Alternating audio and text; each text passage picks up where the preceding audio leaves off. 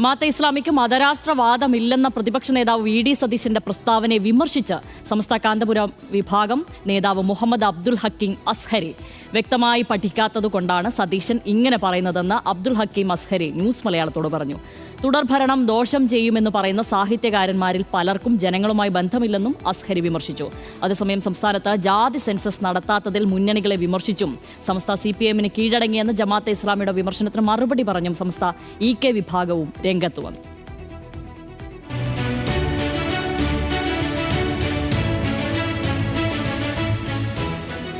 ജമാഅത്തെ ഇസ്ലാമിക്ക് മതരാഷ്ട്രവാദമില്ലെന്ന് പ്രതിപക്ഷ നേതാവ് വി.ഡി. സതീശൻ ആവർത്തിച്ച് പറയുന്നതിനെയാണ് സമസ്ത AP വിഭാഗം നേതാവും SYS ജനറൽ സെക്രട്ടറിയുമായ മുഹമ്മദ് അബ്ദുൽ ഹക്കീം അസ്ഹരി വിമർശിച്ചത്.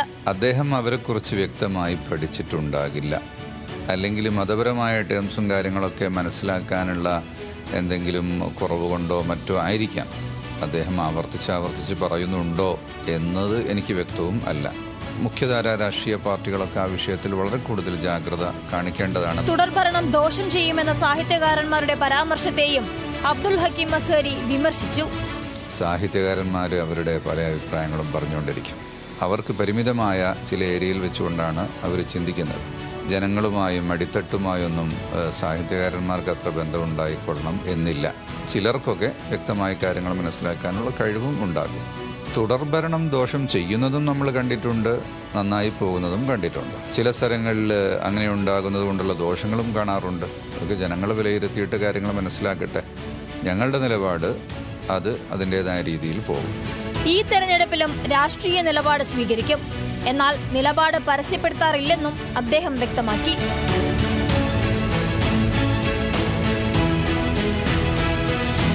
സമസ്തയുടെ 100ാം വാർഷിക സമ്മേളനത്തിൽ ജമാഅത്തെ ഇസ്ലാമിക്കെതിരെ പ്രമേയം അവതരിപ്പിച്ചത് CPM-നെ സഹായിക്കാനാണെന്ന ആരോപണത്തിനാണ് SYS സംസ്ഥാന സെക്രട്ടറി മുസ്തഫ മുണ്ടുപാറ ലേഖനത്തിലൂടെ മറുപടി പറഞ്ഞത്. പ്രമുഖ മുന്നണികളുടെ അരികുപറ്റി മതരാഷ്ട്രവാദമടക്കം മൗദീദീയൻ ആശയങ്ങൾ കുത്തിവെക്കാമെന്ന മനക്കോട്ട കെട്ടുന്നതിനിടെയാണ് വിമർശിച്ചതെന്ന് EK വിഭാഗം സമസ്ത വ്യക്തമാക്കുന്നു. സമസ്തയുടെ ആദ്യകാല നേതാക്കൾ സംഘടനയ്ക്കെതിരെ മതരാഷ്ട്രവാദം ഉന്നയിച്ചിരുന്നില്ലെന്ന ജമാഅത്തെ ഇസ്ലാമിയുടെ വാദം അടിസ്ഥാനരഹിതമാണെന്നും സുപ്രഭാതം പത്രത്തിലെ ലേഖനം ചൂണ്ടിക്കാട്ടുന്നു.